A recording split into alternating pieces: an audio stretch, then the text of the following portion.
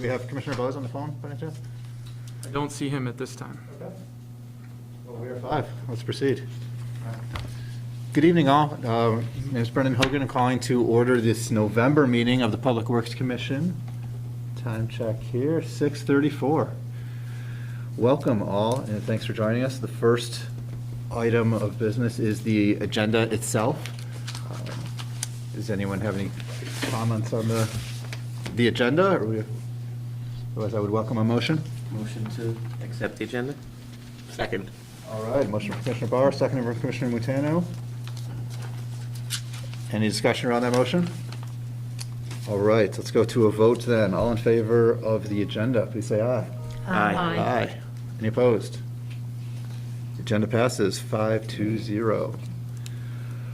Moving forward to public forum, I would welcome any comments from the public. Just ask to please keep your comments to 3 minutes or less. There will be open up targeted public comments directed to the later agenda items, but if you have comments on things that are not on the agenda, or we would welcome them now.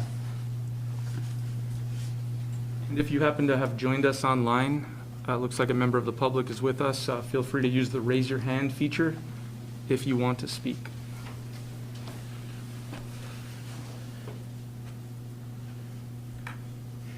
Is this the time for me to provide some supporting documentation or anything for the public portion of the meeting, or no? Sure, if you would like to make a statement, please Well, I feel just free to follow guess. up. Yep. Come on up. This microphone is for CCTV. And if you don't mind signing in, we'd be happy to have you sign in. Thank you.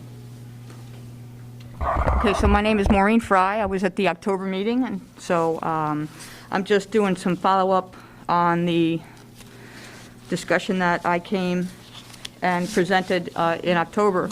Really, the only supporting documentation I have after the conversation I had with everybody in October was that I had a follow-on conversation with John Kahlo. He's a consultant for Hula, and I talked to him about the parking spaces. And so he provided me with a letter, basically that I can provide to you and to the director, so that you all know his position on the 7 spots on the south side of the street. So if you don't mind, I can just give those to you now. Sure.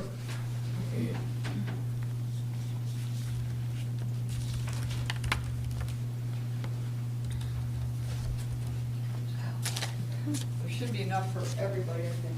All right, thank you.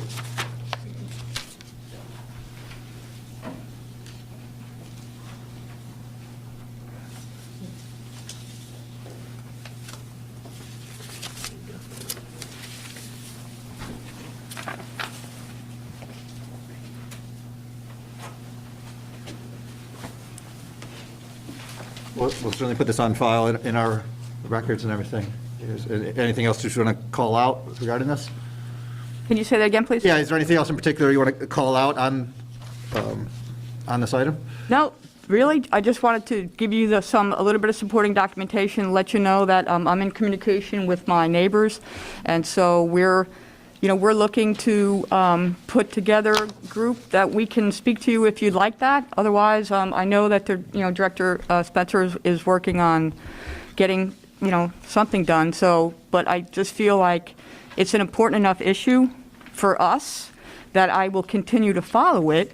And, I'm passionate about it because, like I say, in October, this is my retirement home. And so I really want to be community-oriented, not just about myself, but the neighborhood. There was just recently an article that came out, and it was in 7 days, and it talked about what a gem the Lakeside neighborhood is. And, Joan Shannon, the councilwoman that is also our neighbor, she said it's a diamond in the rough. And so all of those things were playing into my head when I bought my home. And so I'm renovating it now, and I've got a lot of money invested in the home. But to be honest with you, I don't even go out on the front patio because it's so chaotic all the time. Now, the weather has helped that a little bit, But in the summer, when I was there, or the spring, the fall, people were rolling in and riding around and all that stuff I described to you in October. But it's just, it's a situation that I'm going to continue to work with people, the commission and the director, to get something done. The other article that just came out on 7 Days was about the whole rezoning of the south side of Burlington. This is my neighborhood, and they're looking at rezoning it and putting up housing and building hubs and doing all kinds of stuff. I get it, we need that, but it just seems like for a guy that doesn't even live here, he's really taken a keen interest in our neighborhood here, and I just don't want him and them to lose sight of the fact that this is our home. We live here. This is our home. This is just not another piece of real estate, which sometimes it can appear that way. So that's the bottom line, honestly. So thank you again for your time. Yeah, thank you. All right. Mr. Goulding, is there anyone else interested in speaking here? No, we've had a few other members of the public join us, so just a reminder to use the raise your hand feature if you do plan to speak during public comment. Chair, at this time, there's nobody signed up. All right, thank you. So we'll close the public forum and move forward to item 4, the consent agenda. 3 items on the consent agenda: October minutes, Queen City Park yield sign, and a parking removal on North Willard Street at Brooks. Move to accept the consent agenda. Second. All right, we have a motion that's been seconded. Any discussion around that motion? Director Spencer. Yes, my understanding is that Commissioner Overby had some suggested modifications to the minutes, so either they should be, the consent agenda should be adopted with Commissioner Overby's modifications, or we should remove it from consent and discuss later. No, thank you. So for the motioner, Commissioner Montano, did you get the, I have received that communication, and I move to accept the consent agenda with the edited minutes of our October meeting. And my second stands as well. friendly to the seconder? All right, thank you for that. Any other discussion around the motion here? All right, seeing none, let's go to a vote. All in favor, please say aye. Aye. Any opposed? Consent agenda passes 5-0.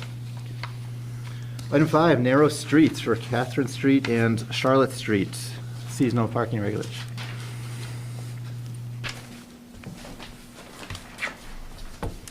Hello. Welcome, hello. So I'm Maddie Sender. I am one of the engineers who was helping shepherd this request through. We came last month with an overview and kind of primed what we were going to do. We heard a lot of feedback from the neighborhood as well as communications from you as commissioners, speaking on their behalf, and a lot of them had to do with traffic calming and concerns with taking parking away, and that potentially allowing there to be speeding conditions that could come from that. So as a result of that, we edited the recommendation to switch at Caroline Street, so it will flip from one side of the street to the other.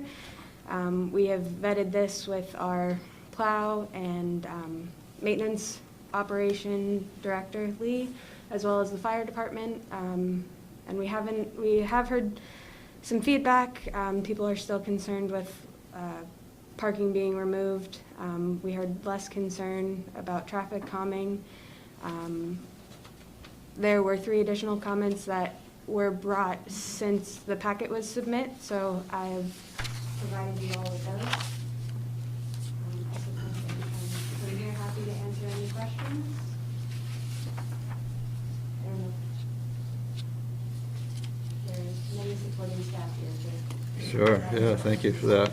Maddie, do you want to talk about the profile of the street dimensions in relation to speed? Want me to speak to that?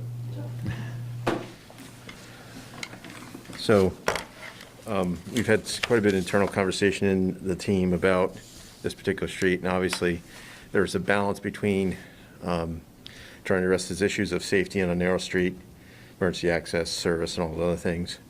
And then there is this issue of once we install these or remove parking, what does it do in terms of consequence of speed condition? There's that process of too narrow or too broad and open, and it causes speed condition. So this particular street is 26 feet wide. You have still a balance of 8 feet of parking under this proposed parking elimination, which leaves 18 feet of available space for travel, two-direction travel, and we think that that is certainly not, we don't believe that it's going to cause a speed condition, but hearing from the public about this issue and concern, we thought it still would be reasonable to take the approach of, at the stop-controlled intersection, flip parking so there's an ability for people to transition within that space under a controlled condition as opposed to no stop control. So I think we've responded to the public comments by trying to, I guess, reduce that concern from the public by taking this next step. So that's what we're proposing this evening, is something a little different than the last proposed plan that the staff put together.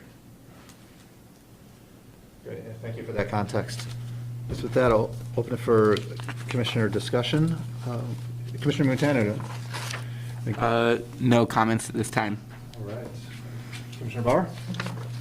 Sure, so, this isn't the first narrow street that we've discussed in this commission before, and I always tend to side with the side of safety and public services. So if it's too narrow, who knows what we're going to get for snow. I really think that we need to consider this for the public safety, and I support staff's recommendation. All right, thank you. Vice Chair O'Neill Vivanco. So just to clarify, if I understood correctly, I appreciate the staggering in a response to kind of traffic calming. There are a lot of kids in that neighborhood, and their safety is also important. So I think this modification will at least begin to alleviate some concerns.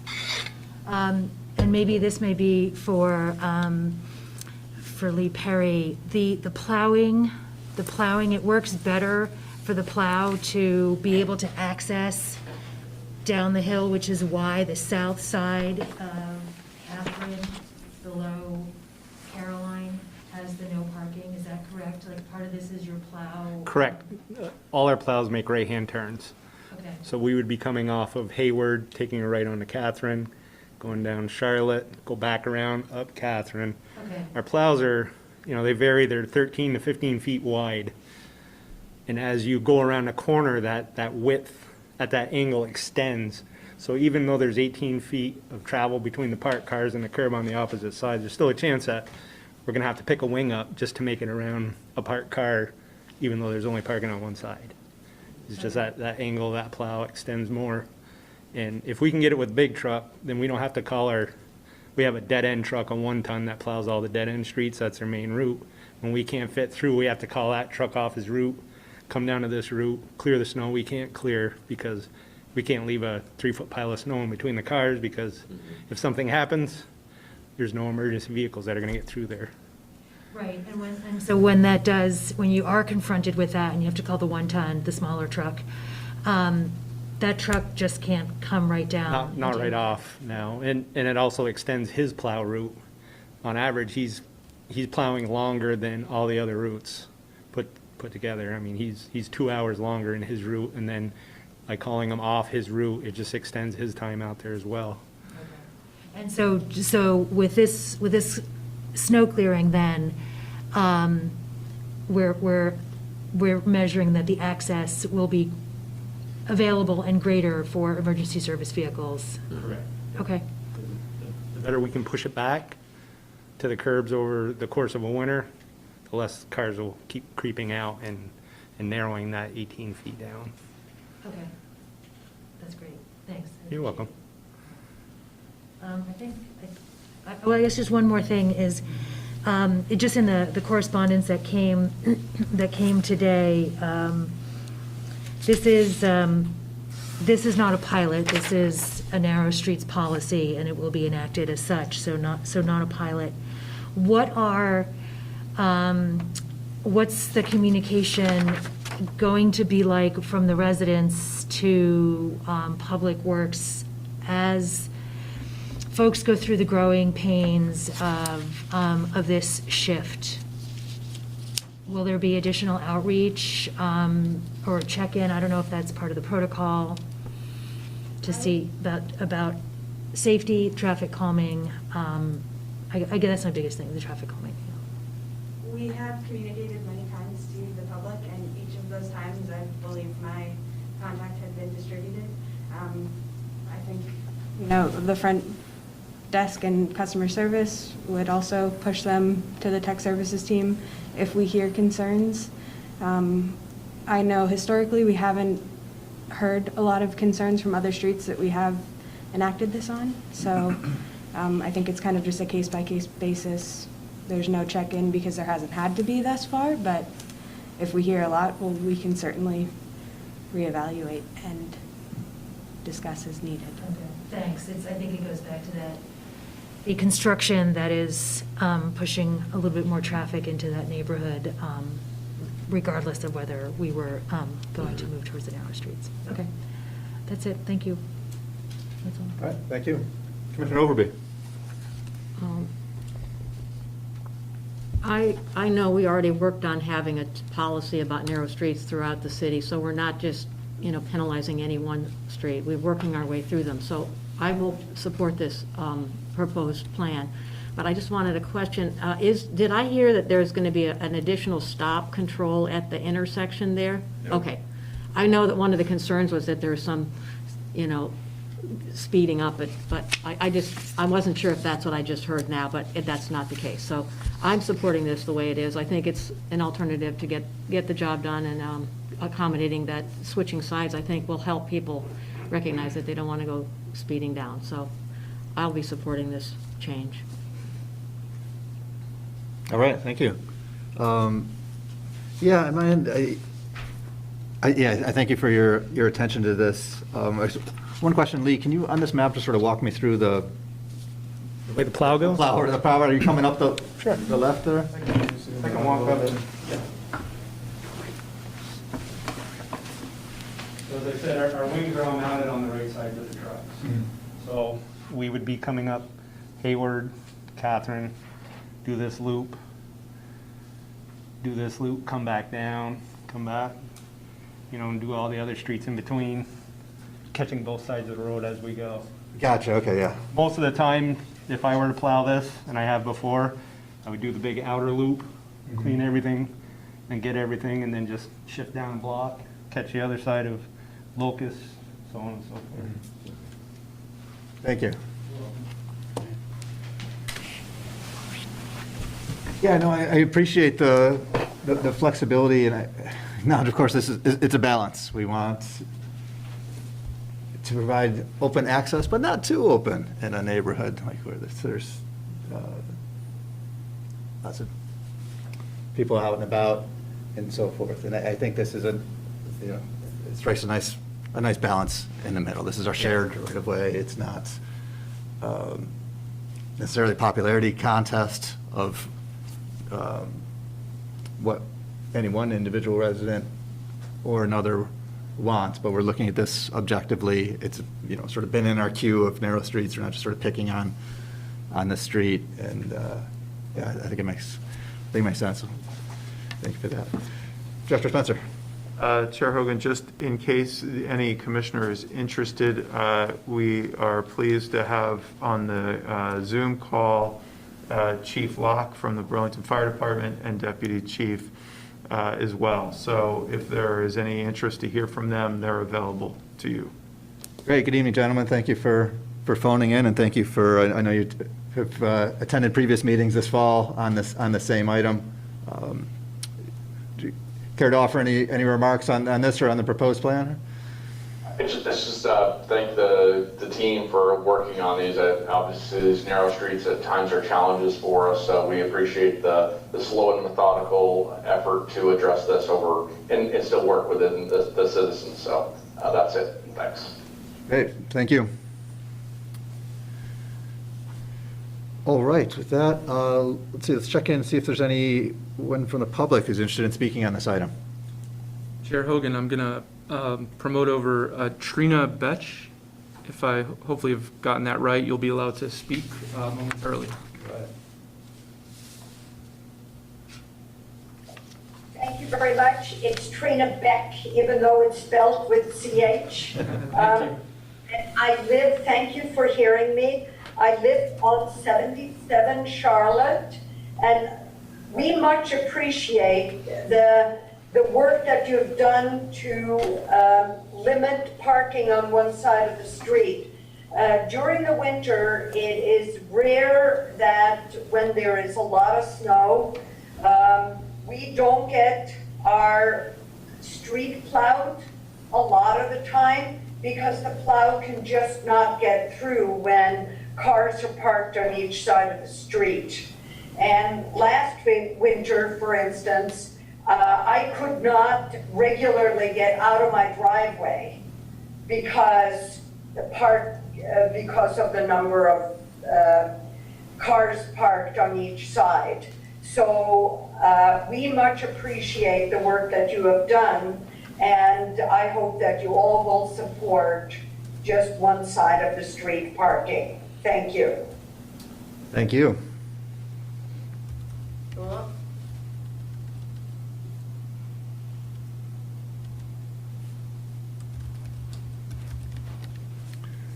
that would be it from online. All right. So with that, I'll bring it back to the commission. So welcome a motion. Motion to accept I as second the proposed. motion. We have a motion from Commissioner Barr and a second from Vice Chair O'Neill Vivanco. Thank you very much. Is there any discussion around that motion? All right, let's go to a vote then. All in favor, please say aye. Aye. Aye for myself. Any opposed? Motion passes 5-0. Thank you. Thank you. Moving forward, 5-year review of residential permit parking. I will quickly tee this up for staff and just say that we were really pleased to embark on this process, and we gave you a little briefing at last month's meeting. This was a very challenged process 5 years ago. A number of changes proposed that were significant and caused some deliberation and concern. I'm pleased to report that from what we have heard, especially from city councilors who used to have to help residents with tickets and guest passes and other concerns that they had. The councilors that we've checked in with say that there's many fewer complaints now, and that is supported by our experience here. Doesn't mean that there aren't improvements that are needed, and what you have in front of you tonight is common sense, in my mind, revisions, tweaks to an existing program that appears to be working well. I'm really excited Tech Services and Traffic are coordinating very well on this and many other upcoming innovations to further improve the program. But you'll hear tonight about just a few. Thanks. Turn it over to Maddie Swetner. Thank you. So there's two major changes, the two changes that come out of this, which are pretty minor, are the tweaks to the contractor permits, just trying to streamline that process and make it a bit easier for contractors to obtain and work a bit better with our updated parking services department. And then the other change is just allowing language so that we can continue to look to a digital permit program. So just trying to make it a bit more, currently states explicitly that it needs to be a sticker or hang tag, so we're just trying to make it a bit more lenient so it can eventually move to a digital system, whatever that may be, which Jeff Padgett can speak to the specifics of that. I think it's important to note that these changes are not functional changes. They're more administrative changes than anything else. So I know, and there's been some back and forth with some of the commissioners in terms of questions about what we're doing, what we're proposing. So they're not functional changes of RPP. We already have contractor permits. We already have resident permits. We're not changing the function of resident parking. We're just streamlining the system and making the contractor system more fair for all contractors.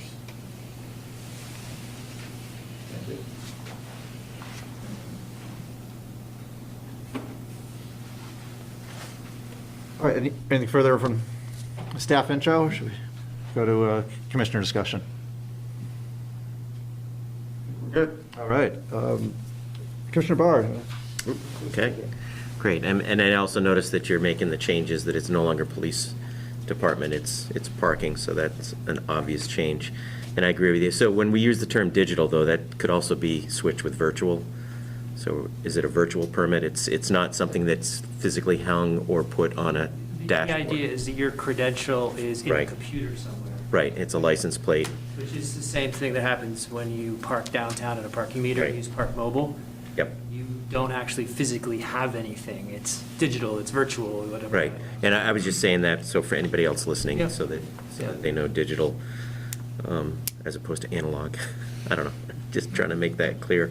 I think that this is great. I think streamlining it and making it more convenient is something that shows progress.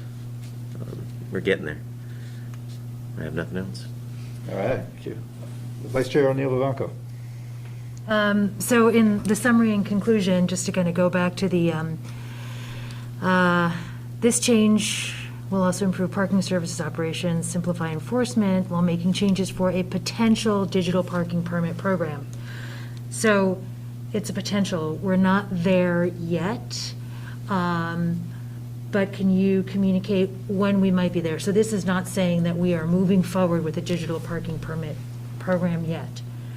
So Yes. for anyone concerned, So right When now, would that be? yeah, oh, sorry. Yes, so, yeah, this is enabling, basically, that says that we can go from using a hard copy permitting process, stickers, hang tags, et cetera, to a digital version.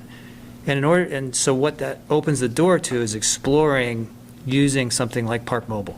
We can actually use Park Mobile to manage this process. I could explain it all, but the point is, we can basically create a virtual permit in Park Mobile that the customer can manage their guest permits through online by themselves. They don't have to come here to get them. You know, that we have much tighter controls. We know we can tell in the system who is getting these guests, and we can sort of suss out any sort of abuse or misuse, or intentional or unintentional. There's a lot of benefits to having that digital platform. And then if we use something like Park Mobile, which is a vendor we already use for downtown, now we start heading towards a single platform for managing all of our parking, whether you're in a parking lot, in a parking garage, in resident-only parking, or parking at 194 St. Paul Street, which is owned by St. Mike's College.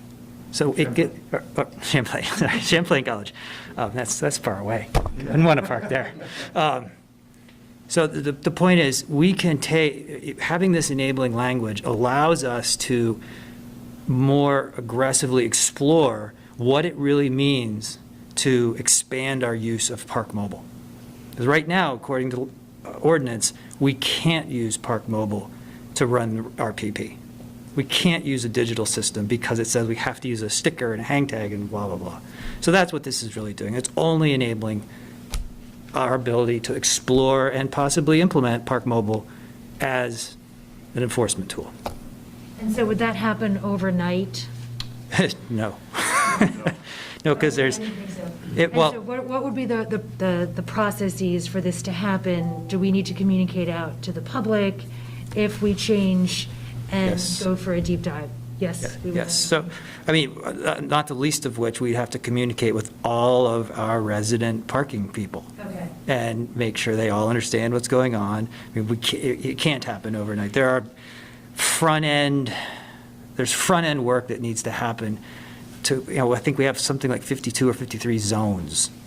So just like. That's what I assumed. So we would have to build all the zones, we'd have to communicate with all the people in all the zones. So it's a bit of a lift to get in, but once we're in, it provides a lot of continuity in our system, so, No, that's helpful. yeah. And then, so just one more question, which doesn't have to do with any sort of digital parking permit. In section K, hold on. Wait, why can't I see?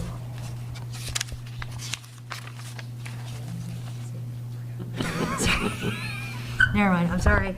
So you're asking me for In section K, tech I know. Streets designated for resident parking at all times, except between the hours of 8 and 5.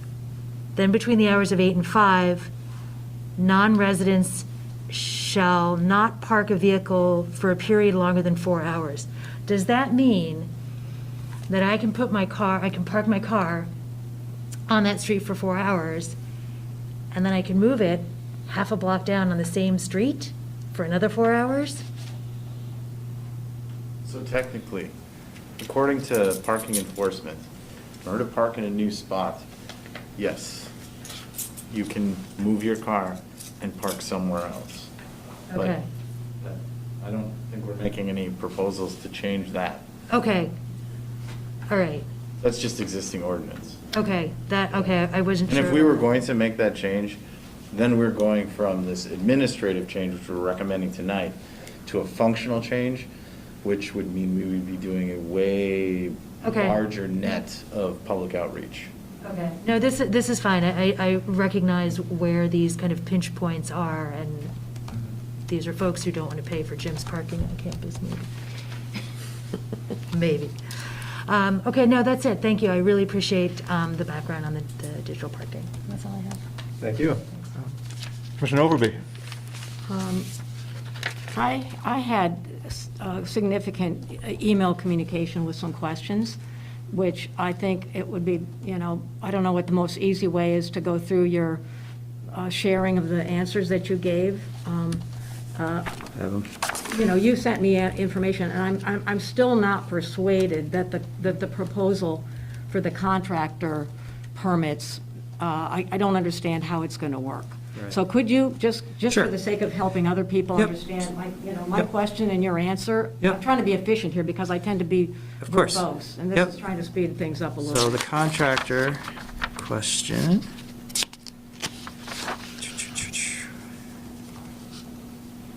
Okay, so your question is really about whether it's clear or not. So a contractor gets a permit, and then that contractor drives and parks in a resident-only parking zone.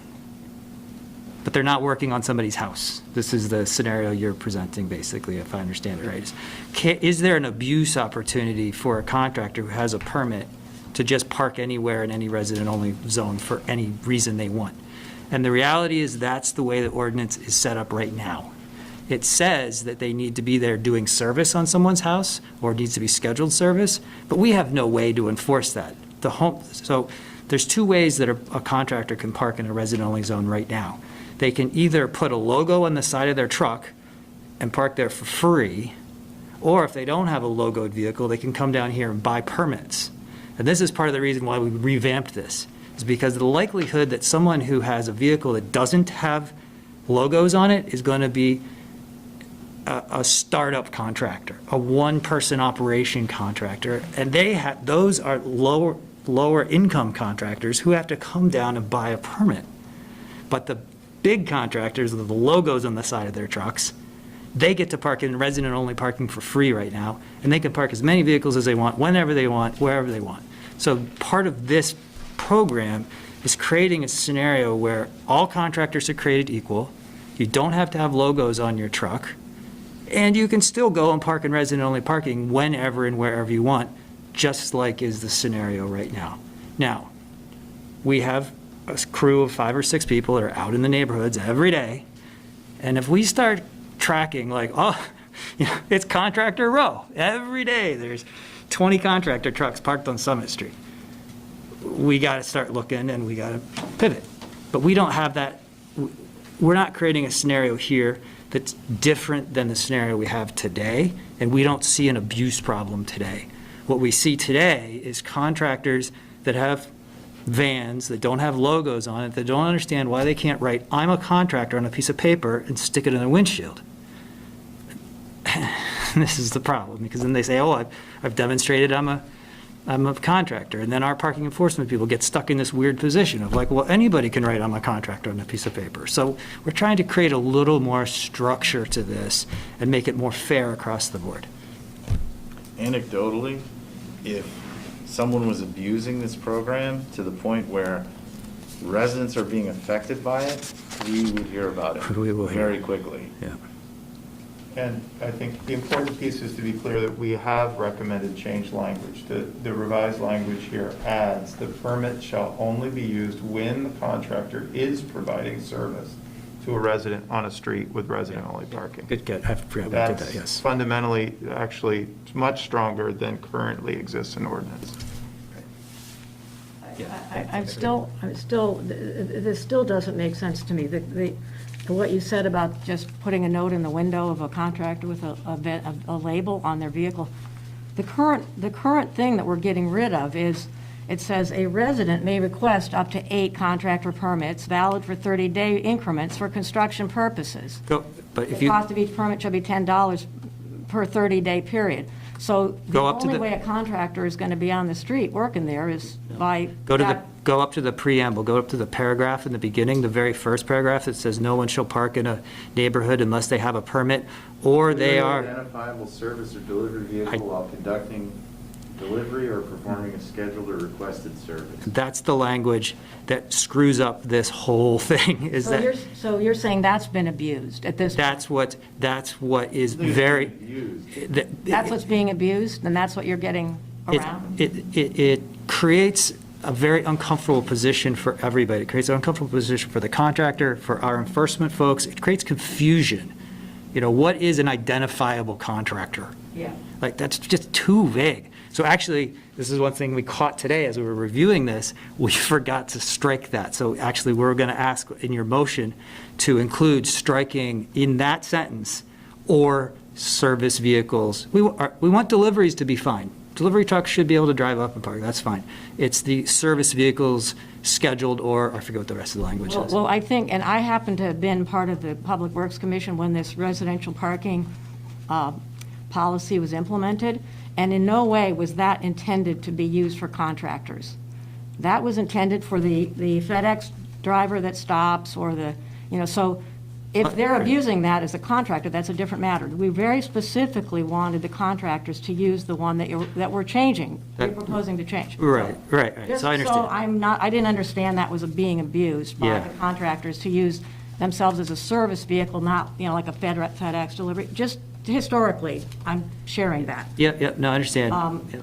Okay, but my questions that you haven't, I'm going to just start them again. So what documentation, well, first let me just read what the proposal is. That's the change, which to me is just not going to work.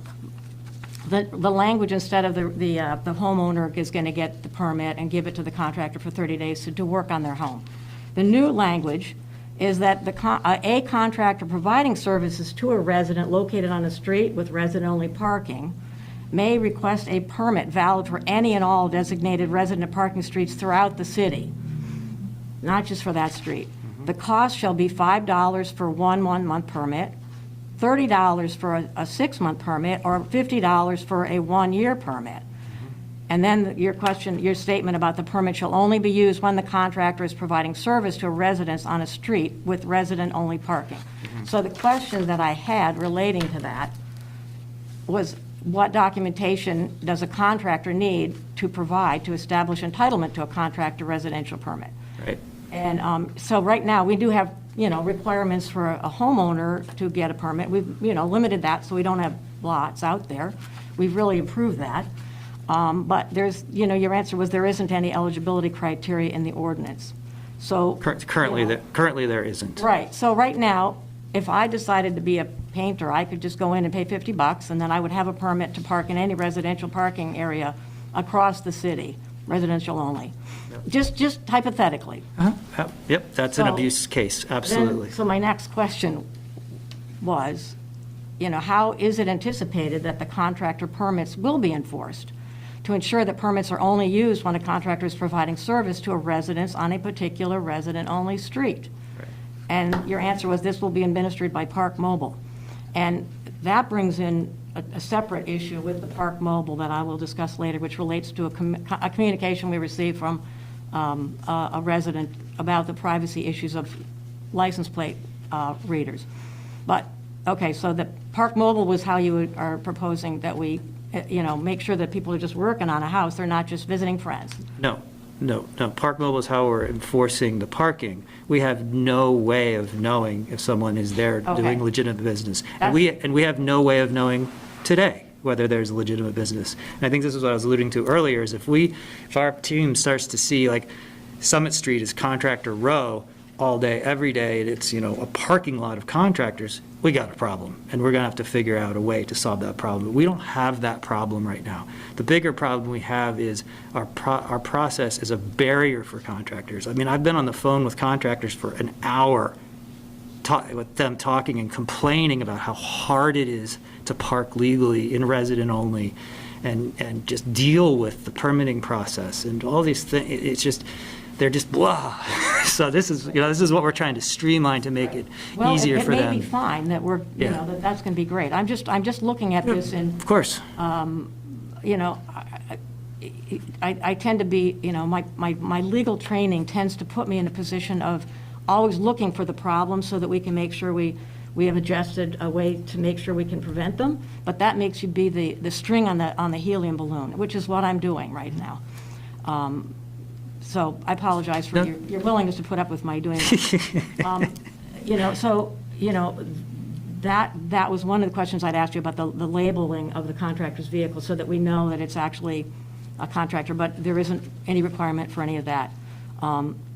And then, would it make sense that the contractor puts in their windshield the residence which they're working on to make use of that so that it's clear that they're not just visiting friends?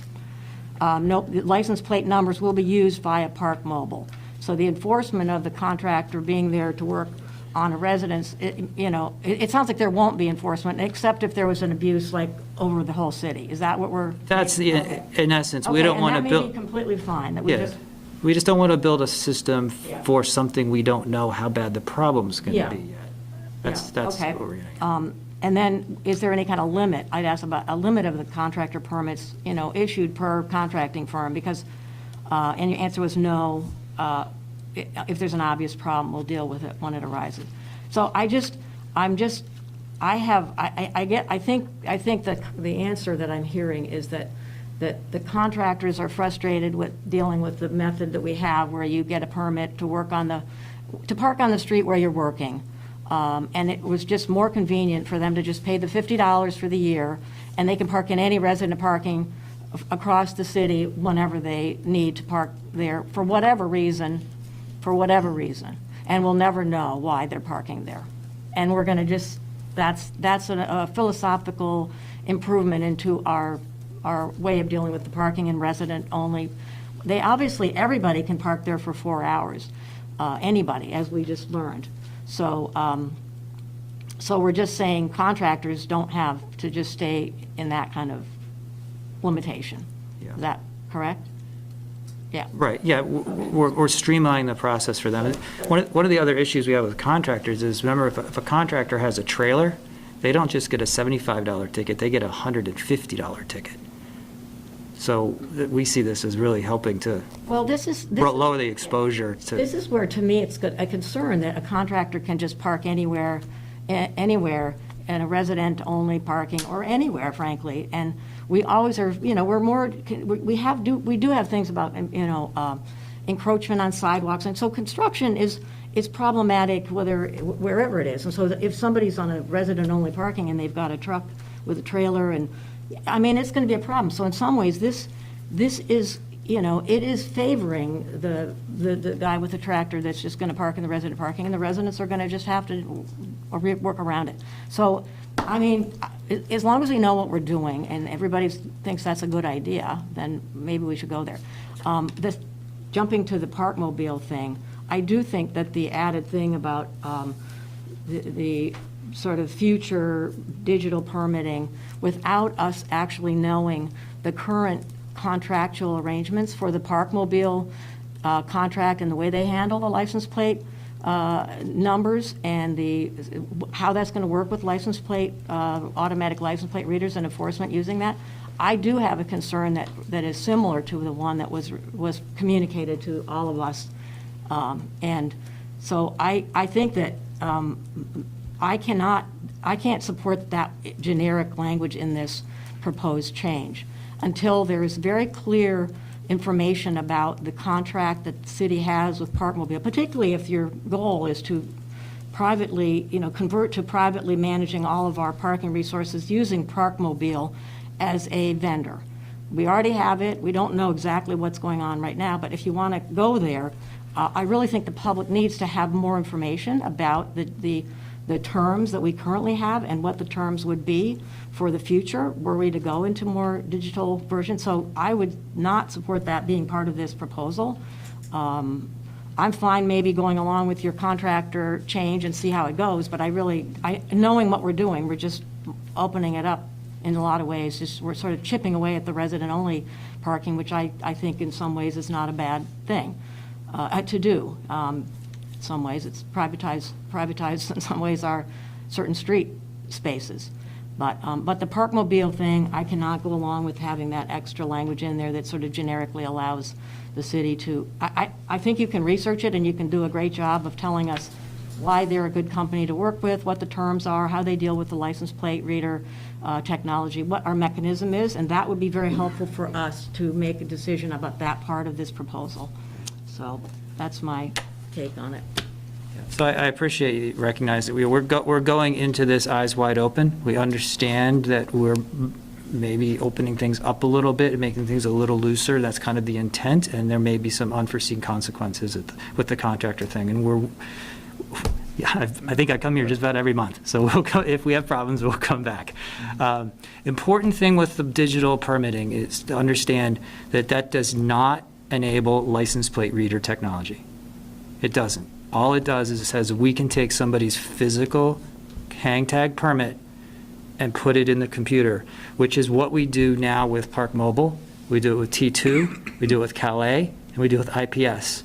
We do it, Parks does it, UVM does it. It's just a digitally, all we're asking for is the ability to do in the computer what we're now doing in hard copy, and that's it. Now, a logical extension is LPR is a technology that can expand digital permitting, but it's not digital permitting. LPR is merely a mechanical eye that reads the plate.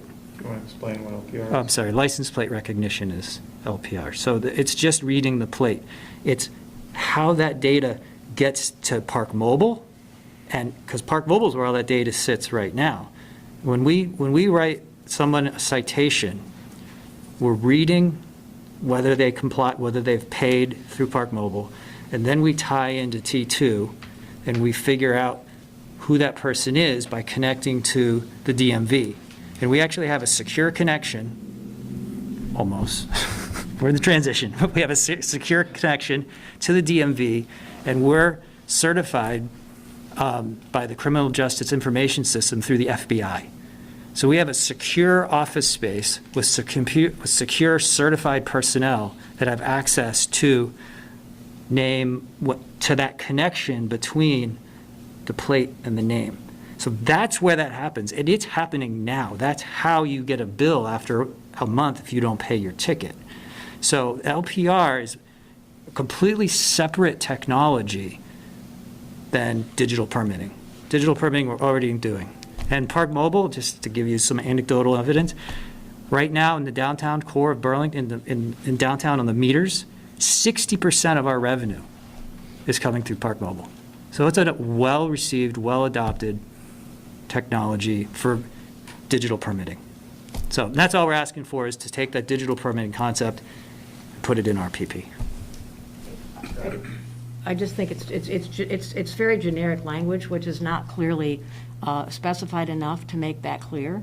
And it would be great if you want to come some other meeting and present how the Park Mobile app works for people, and how the revenue stream is, and the contractual privacy issues with their collecting license plate information and sharing it with the state. Ignoring the license plate recognition portion of this, but it sounds like some of your future plan for enforcement of things like the contractor passes, or the park, just generally resident parking, is for some technology that's going to be easier to do than, it's going to require license plate recognition in order to make use of the amount of things that you want to do. So I don't think the language in here is specific enough to make it clear what you're trying to do. It's going to be confusing for people. I know the difference between license plate recognition and the fact that you're just digitizing the information about people's parking passes. But that's just me. This is not enough information for me to be willing to support this on that element. I might be willing to go along with the contractor part, but that's, that to me is also problematic. But we can always undo it if it goes to be, has turned to be a new problem. Happy to. Thank you. All right, thank you. Commissioner Matano. Yeah, thanks so much for this. So I have a question, actually kind of going back to that. So you mentioned, so in like 5 years, do you envision both a actual like medallion thing, like an actual physical thing, and the digital parking system?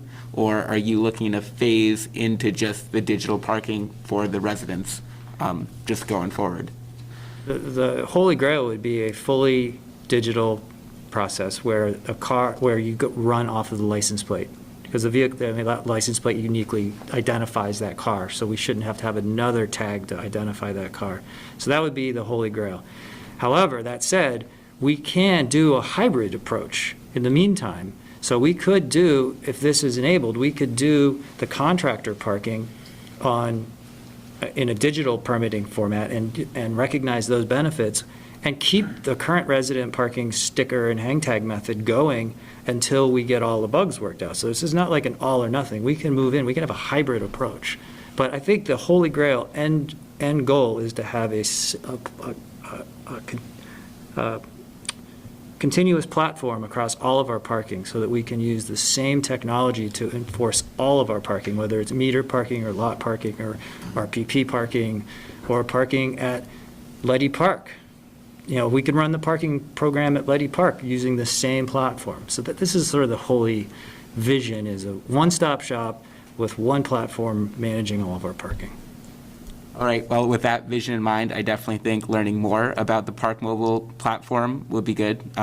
Just, not just us as a commission, but sort of the public in general to know sort of that's the direction the city wants to go in. And this is the kind of information that this company is collecting. Yeah. So to be clear, we're already on Park Mobile. Yes, no, that much. We have a contract that goes for another 18 months or so.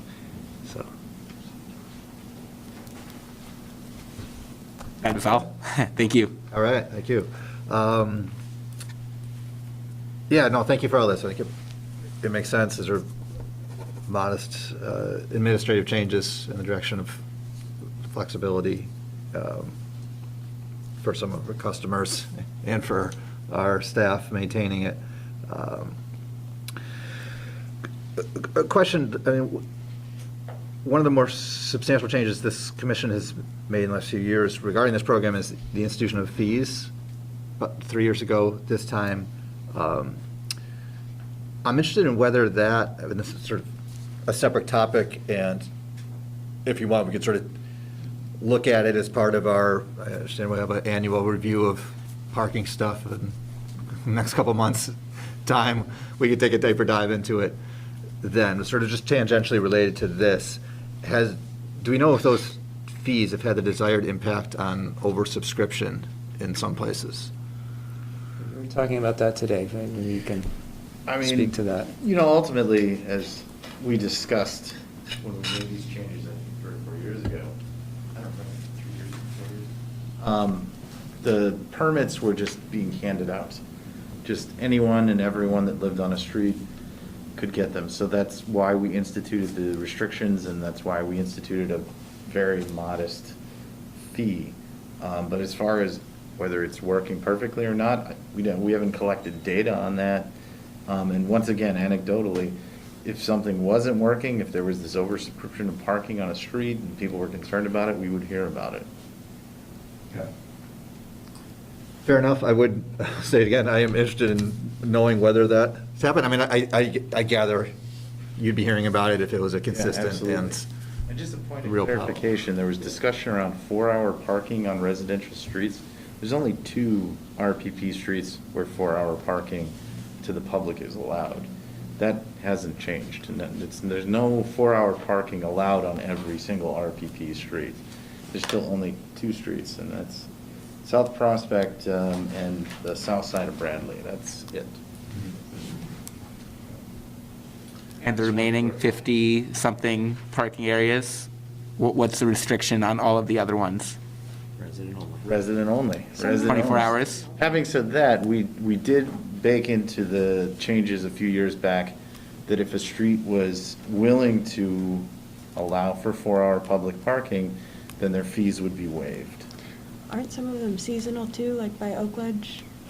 Yes, there are seasonal ones, but the 4-hour parking is not something that's, it's And I only. would say there's some streets that don't have residential parking, Correct. that it's still open for everybody. Those are the 2 streets I walk on. That's why. That's why. Back of the Y and then Prospect. It's all my world. There you go. the contractor permits and language towards the digital permitting. Yeah, no, it makes sense to me. Thank you.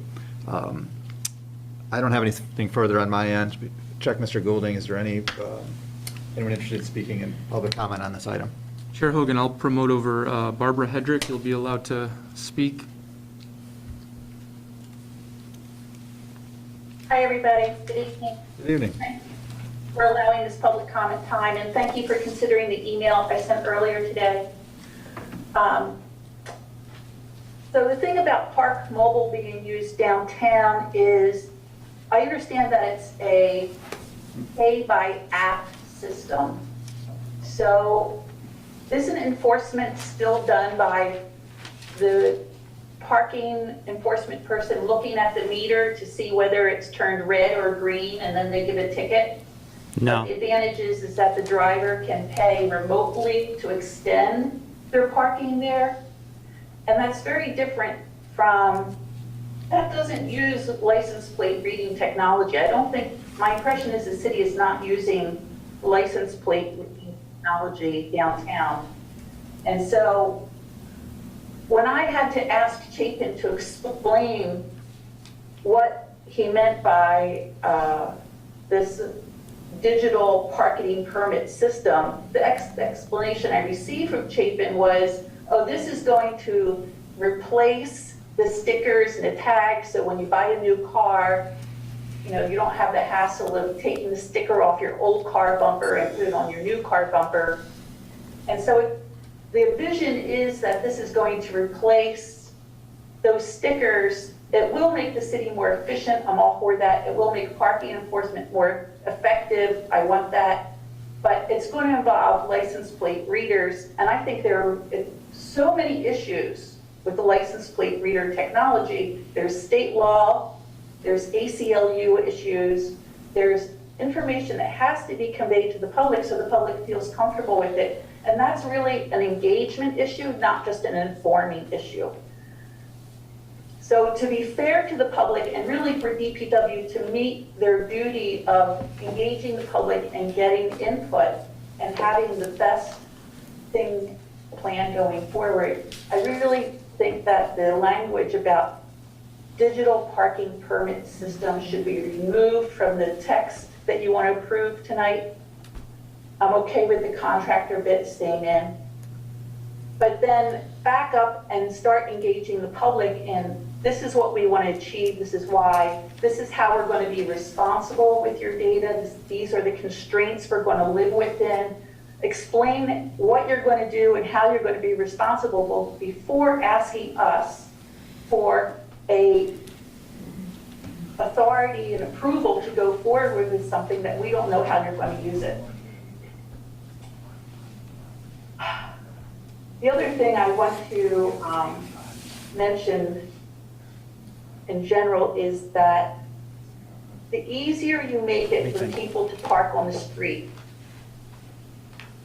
the more SOV driving you're going to have. So commuters come in and they'll park on the street for free rather than taking a bus or using park and ride from their remote town into Burlington.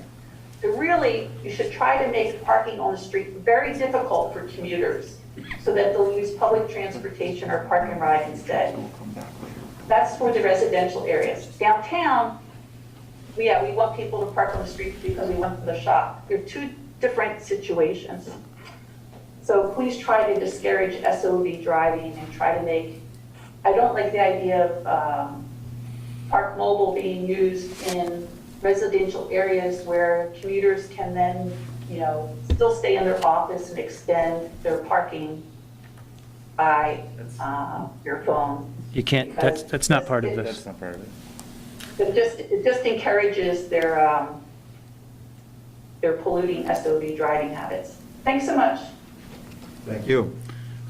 Just to go back to what we discussed, there's no functional change to resident parking.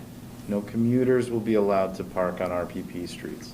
No, there are no functional changes to RPP. Yeah. An important point on the data also is when you do Park Mobile, you choose to join Park Mobile and you forfeit your name and your license plate number. So your name and your license plate number are connected because you allowed the company to do that. And we have a strong contract with them that ensures their data security. Now, T2, the citation software, is very different.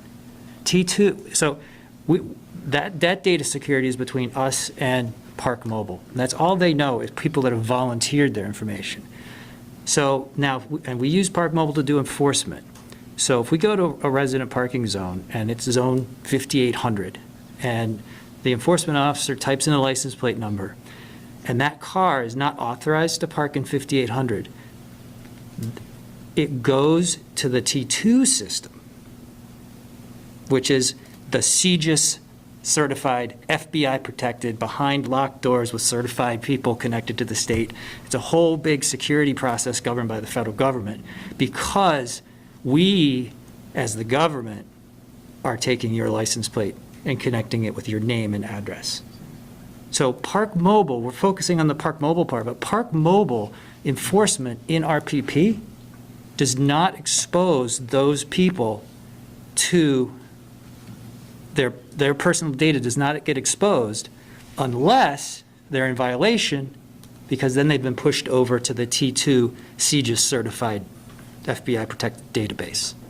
So I don't want people to think that Park Mobile is a loosey-goosey thing, because it's not. And the only plate name connection we have in Park Mobile is by choice if you've paid for it yourself. So I just want to make sure we understand that. I think that's a lot of detail. Yeah. I think what we're prepared to do is if you all would like more time to discuss the mobile pay platform, we won't use a vendor name, but our mobile pay platform strategy in the future, the staff is fine to cut that out and do advance just with the contractor-only permits tonight. Before you do it, can I make a comment too? Well, hang on, we are in public comment. Let's close out public comment, and then we'll bring it back to wrap up this item. So, Mr. Golding? That is all for public comment. All right. Comment, Commissioner Barr. Thank you. So I guess I just wanted to offer experience with this because we're using it now on campus. We've gone to a completely virtual permit system, digital. That's why I asked, is digital the same as virtual? The benefits from that means that we've saved a lot of money on purchasing plastic, which has to be recycled or thrown away, and It's done virtually, and it's saved a lot of angst from our constituents, our customers, because if they forget to put up their hang tag, in a lot of cases, they get a citation for that after a certain period of time. So that piece. We already have everything in our system as far as somebody that's authorized to park on our campus. So what the mobile payment system does for us is, for visitors who come to campus, now we have access to their vehicles because they're authorized to park on our campus by paying. So when our enforcement goes through, whether it's license plate recognition, which by the way we are using, or the old-fashioned way when we just go through and type in license plates, which is what the city does right now. License plates are tied to our multi-space meters. You use Calais. I think we use Calais now too. It's tied to our parking software management system. You use T2, we use something else, and it's tied to the Park Mobile. So what it does is it puts everything in one place, and it only tells us if they're allowed to park there or not. For us, we don't get any other information on it, nor do we want it. And we went through the state to get approval for license plate recognition. We went through our legal counsel, and everybody with a fine-tooth comb went through everything. And so it's purely, we've already got the information, it's just an ease, a way to get things more efficient and less paperwork. So I don't know if that makes anything clearer or worse. But I just wanted to say that it's working for us, and we have not infringed on anybody's privacy. We haven't done anything of that nature. And that's why I support keeping the language in. To Chapin's point, we do have a citywide mobile pay concept that we are fleshing out, and we see this as enabling language that would give us the confidence to move forward with such a program. That would certainly come to you for, you would be involved in that, because that's a big vision, but we see this as a building block. So if we need to take it out for tonight to move forward with the contractor, that's fine, because we are moving in a holistic way, but that's forthcoming, so.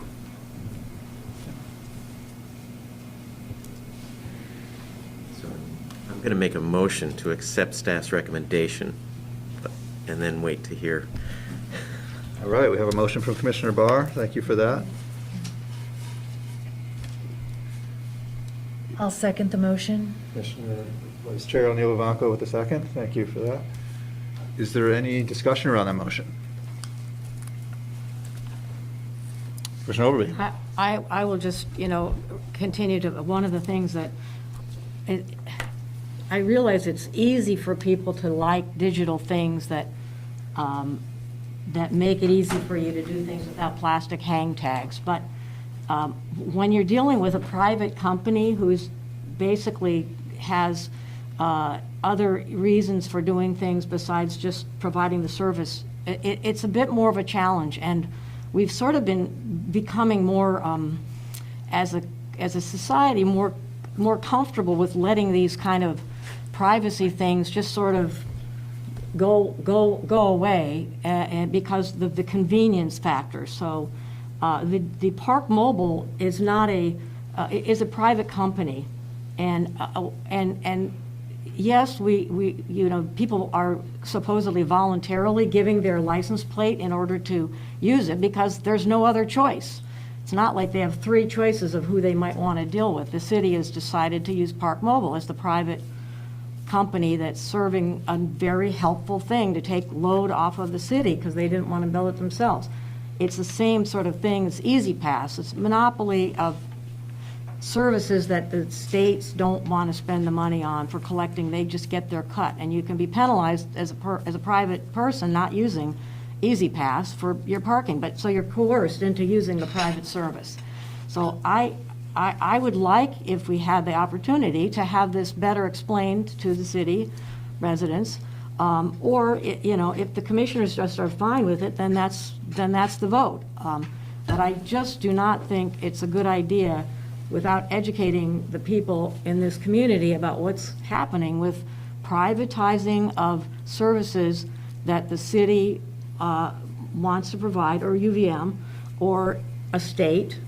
When you go there without really knowing what else is going on in the contract. And that's where, to me, I would prefer that we have separate out. If the contractor part of this is very supported by everybody, we'll just go there. But the the digital part of it is too amorphous, and I don't think anybody really knows about where they're going with this, and maybe people are just fine with it, and they don't care. But it's an important consideration, privatizing delivery of services, and that, to me, is a concern about this. that I Just to make won't a quick point of clarification. You mentioned that Park Mobile is the only way to pay, or mobile pay. In Burlington right now, you can pay with coin or credit card or the app at all of our parking that we manage. Just to be No, clear, but we're if not you trying want to drive a actually have the monopoly. benefit of this extending, and, you are coerced into putting your license plate in there in the, membership of the Park Mobile application. So we haven't provided multiple opportunities for, we might not want to go with the Park Mobile method. Other cities use different products. Well, that's, yeah, right. That's, yeah. I'm not saying that. I'm just saying, I would like to know more. That's my concern. I can be the one of 5, 4, whatever. So I'm fine with that. I just wanted that to be registered as a consideration that I have, that will keep me from Excuse me, voting. what- I'll clarify again, there's no language on vendor in this. This is an administrative change to allow some flexibility in how things are managed. Can I also? I was going to just say, point of information, before any kind of digital permitting program is implemented for residential parking, will that come back to the commission? Or is this our only chance to, basically give consent to this in our roles as commissioners? This would, an expansion of either the existing mobile pay vendor or a new contract with another mobile pay vendor would need to go to the Board of Finance and City Council because it's a contract.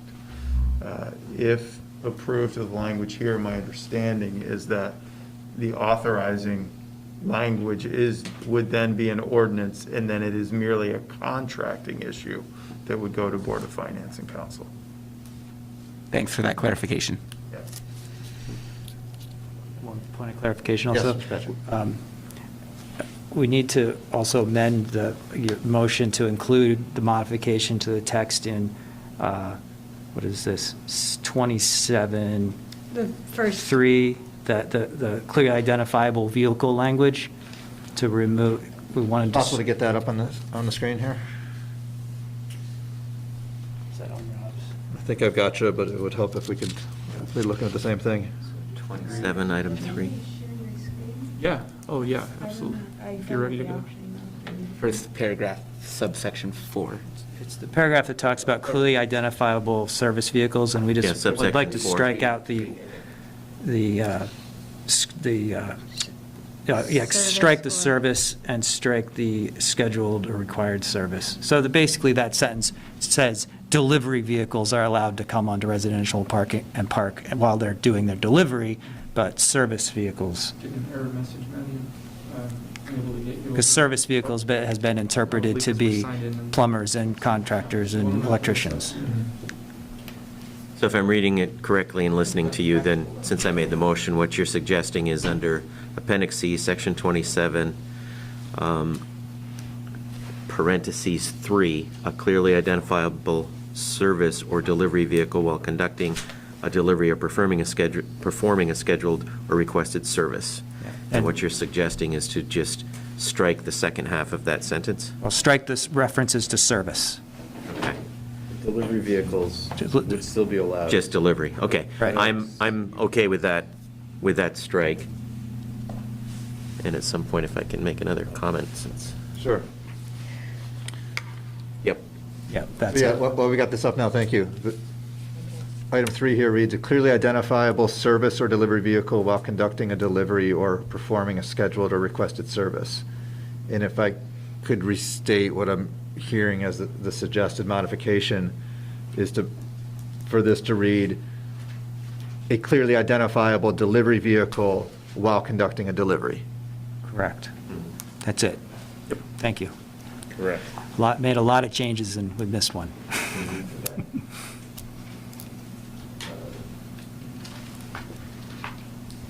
Mr. Myers, you have another? Yeah, I just wanted to clarify about the use of a mobile payment system and the multiple options that anybody in the city has, that one of which you don't have to give your license plate for, and that's if you actually use coins or a credit card into a system. You don't have to use voluntarily giving up your license plate and your name and all those kind of things, should you decide to use a mobile payment system, a cell phone system, is truly something that you're not forced to do. And also I wanted to suggest that none of the information is retained by us other than just for enforcement, at least, and I'm pretty sure that's the same with the city once you're in the system for using it. But the other piece too is that the contract with them clearly states that we still control what that mobile payment company does within our city. So, and I believe that, all the money comes to us and they take a small transaction fee, but it's still, it's basically a convenience factor, just one more option available. And I use the system in multiple cities when I go there. So it's just a convenience factor. But with that, my motion still stands with the amended language in item like up there. All right. Is that amended language friendly to the Yes. seconders? Mhm. Got it. Okay. Yeah, and I'll emphasize what Commissioner Barr said from my standpoint. I feel like this is, as Tabitha said, this is not a substantial change to how we're doing business. This is an administrative change. And I feel like if my car was parked illegally blocking a fire hydrant or something, I would hope that that vehicle would get a ticket. It would somehow eventually be traced back to me through digital means, regardless of whether I have signed up for some app on my phone or not. It feels similar from a privacy standpoint to where we're headed here. Yeah, no, that's my bet. Is there any other discussion around the motion? I feel like we've covered it well, and we should go to a vote at this point. Commissioner Montano? Yes. Mr. Barr? Yes. Vice Chair O'Neill-Vivanco? Yes. Commissioner Overby? No. And an aye for myself. So the motion is passed 4-1. Thank you for Thank you very much. your attention and work on this one. Yeah. Be back with more. All right. With that done, we're cruising along. Item 7 on the agenda is Director's Report. All right. It's been great having shorter and efficient meetings. So I will hit a few of the wave tops from my director's report. One piece to note as we head into the winter season, DPW is not immune to some of the hiring challenges that others have had in the community and beyond. We currently have 30 open positions in our department. 17 of those are school crossing guards, and the remaining 13 are various seasonal and full-time positions. We brought to the Board of Finance and City Council just 2 days ago a suite of recruitment and retention strategies as we head into winter to try to bend those trends. Interestingly, if in the packet, in the director's report, it shows how many applicants we've had per open position, and we've had fewer applicants per position than most, if not all, other city departments for openings. We do have jobs that are specialized, that require CDLs or certifications. So we were very pleased to get council approval to offer 3 incentives. One is hiring bonuses for full-time, seasonal, and temporary workers. An opportunity to expand our on-call program so that our existing staff, if we are shorthanded and the storm or water main break is bigger than we expected, we have the opportunity to pay on-call pay, a $40 supplement to staff if they come in outside their normal working hours, if they are not already on call. And lastly, reflecting that one of the big challenges is getting recycling staff to join our team.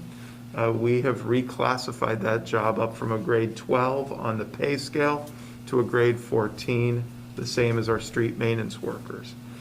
And to add 1 FTE for the recycling team. We have 3 trucks and 3 routes, but only 3 employees. If any employee is sick, out on personal leave, injured, then we're pulling from other team members in the city that would otherwise be plowing and doing street maintenance during our critical winter season. So we were really pleased to have AFSCME support and management support walking together. We got a unanimous vote at Board of Finance and a City Council. So stay tuned. If you know of anybody interested in working for DPW in the crossing guard role up to street maintenance worker, fleet maintenance technician, water distribution, please forward them on to the city's website where all the jobs are listed. The second update is on the Rail Yard Enterprise Project. I'm really pleased to report that we have now an executed contract with our design engineering firm, Stantec, and we've already had a kickoff meeting. We'll be engaging the public in the coming weeks as we move quickly to evaluating the. I don't think people really understand now or are fearful of making use of that space, but I would hope people can understand now that it's available. I'm not sure how we get that word out, but we're going to see that we can maybe reach out to individual businesses so they're aware. Thank you. Great, thank you. Let's go to Commissioner Communications at this point. Commissioner Overby. I'll just, the 2 things. I sent a document that really relates to the shortage of the applicants for jobs, and I had shared this before, but I want to, I don't know, I know this was shared before as well, but there's a very interesting book by a guy named Robert Ford, Why Jobs Die and What to Do About It. And I provided that a couple months ago, maybe a couple of years ago, and I don't know if you all will get it eventually because I shared it to be shared on the, but it's real important. Besides the money, there's some things in there, some ideas that are really worth considering, and I think it's worth thinking about some of those. And just generally, the idea of the kind of work, the job needs to be such that it is going to actually have a kind of work that people have some sense of responsibility and some pride in.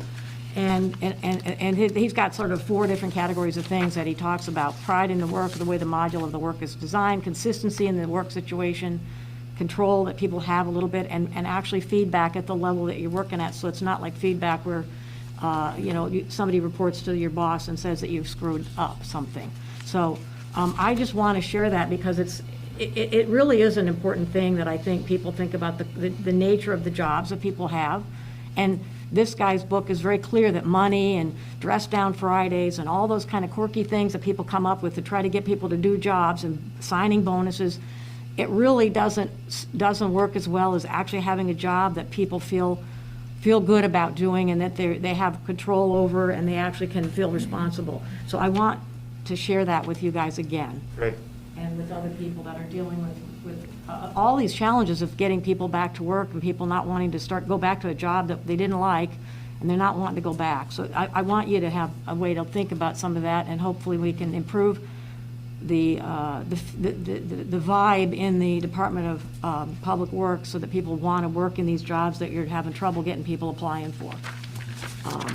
And one comment that I wanted to just say, this WCAX story about the need for crossing guards apparently wasn't clear that you can actually have crossing guard jobs that just do the morning shift or just do the evening shift. And I just want to make sure for people that are watching this that, in fact, if you're a college student or somebody that just is willing to do the morning shift for the crossing guard, that would be great, or just the afternoon shift if you can't do both.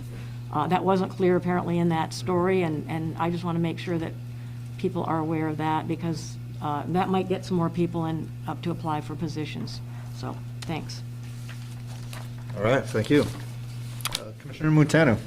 Yep, just really quick about the Main Street, University Heights. I thought we had a really good meeting back on November 1st, and it was great to hear about all the projects going on the UVM campus and the collaboration that's been ongoing there. I've just been paying more attention to the intersection after that meeting, and it is quite clear, especially at the class changeover times, that there is a severe need for more capacity for pedestrians there. Like, I witnessed some close calls, and I feel like every person I speak to is speaking to that same issue. So just with that same collaboration with the University Place project between the university and the city, I definitely think there is a need there to increase the capacity, either by widening the intersection or changing the actual structure of the timing to make it safer. That said, yeah, I would just love to hear sort of what direction the city could go in, and just with like the actual like traffic volumes alone, it's clear that the percentage of the road that's available to pedestrians there to cross is inadequate, especially at those busy times. So that's my communication there.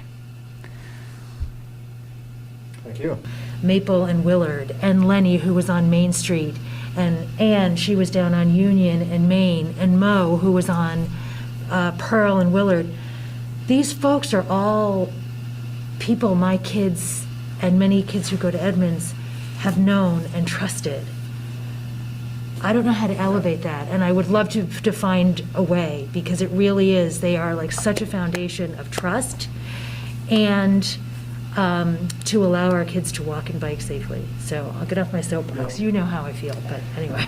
Well, we'd welcome, and maybe this is where Mr. Goulding and you could work on some innovative outreach strategies and messages, either on Front Porch Forum or other avenues. Now that we have the hiring bonuses in place, we want to amplify the message now. So some of your enthusiasm, I think, would be well appreciated as we try to fill these slots. All right, otherwise Jim's going to have to get out there, huh? I do that. I wear bright clothes all the time. All right, no, thanks, and I appreciate the challenge with the hiring. So. Thanks. All right, thank you. On the crossing guard thing, I want one maybe little-known perk. I know a crossing guard who's received Valentines from students. And honestly, he describes it as like, this is like a pretty young guy, I don't know, he's probably in his 20s or something, but he's like, it's the best part of my day. Getting high fives from kids, doing his thing, guarding the streets. I mean, it can be a nice. There are some benefits. Let's see here.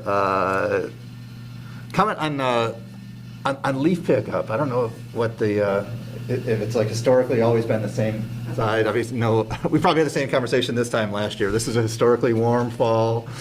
In my area, the leaves were maybe 50% done on our pickup day. I'm just suggesting perhaps on warm falls or with climate change in general, we keep an eye on the dates of that, maybe nudge it a little closer. We've already talked about it. Rob, you want to hit it? Sure, yeah. I think one of the main challenges that Lee's team, who would be able to speak more articulately about the operations here, that the challenges are, the last few years, which are ends of 2, we had significant challenges with snow and ice falling in the middle of November, which prevented people from getting leaves up, prevented the teams from being able to kind of physically get over snowbanks to get leaves. They were busy plowing. It added a real operational challenge with the leaf drops that were kind of on time the last few years, when we had one significant snowstorm, and then I think we had a significant ice event during another year. Additionally, we're trying to balance a lot of the different competing needs that the department and the city has with respect to why we pick leaves up. One of those is the water quality challenge, so we try to time it and have been trying to time it more aggressively so that we can get the leaves right when they're dropping, preventing the leaves from clogging catch basins, but also from the nutrient pollution that eventually gets washed into the waterways, which is a contributing urban factor to algae blooms, which again, we're a small role in that, but that is our role, and those are our obligations to manage. So those are some of the challenges we've had. Lee also is trying to be aggressive with building his work plan, and it's always hard to kind of make sure this week is fit into all the things we're trying to do as the weather's starting to turn, and then their preventative maintenance efforts on their tractors and plows are kind of getting stood up. But I think Lee is clearly thinking about how that fits in, given the fact that we had a late leaf drop, a warm fall. And so one thing we did add at the end of the kind of process here was to make sure, and it was at the end of the process, so I think a lot of our communications effort didn't perfectly capture this, but Oakledge and Letty, which occasionally have not been open to residents for leaf drop, especially in more recent years, we opened those to give another option for residents to have a slightly, more efficient, easier drop off if they got to their leaves late. And, CSWD did their part by having some extended hours.